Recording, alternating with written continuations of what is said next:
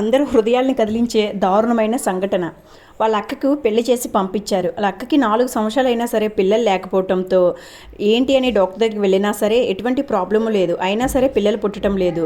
చుట్టాలు, ఇంట్లో వాళ్ళు అనే మాటల్ని భరించలేక ఆమె సూసైడ్ చేసుకుంది.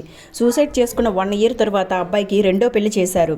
రెండో పెళ్లి చేసిన భార్యకి ప్రెగ్నెన్సీ వచ్చింది. ఆ ప్రెగ్నెంట్ ఎట్లయినా సరే ఉండకూడదని చెప్పి ఈమె దెయ్యం రూపంలో వచ్చి ఎలా అయినా సరే ప్రెగ్నెంట్ పోగొట్టాలని చాలా ప్రయత్నాలు చేసింది. కానీ ఆఖరికి ఏమీ చేయలేక 9వ నెలలో ఆమె డెలివరీ కోసం అని చెప్పి వాళ్ళ ఇంటికి వెళ్ళే మార్గంలో ట్రైన్ దిగేటప్పుడు కాలు జారి పడింది. అలా పడేలా చేసింది ఈ అమ్మాయి. పడిన ఆ అమ్మాయి పొట్ట భూమికి తాకటంతో లోపల ఉన్న బేబీ చనిపోయింది.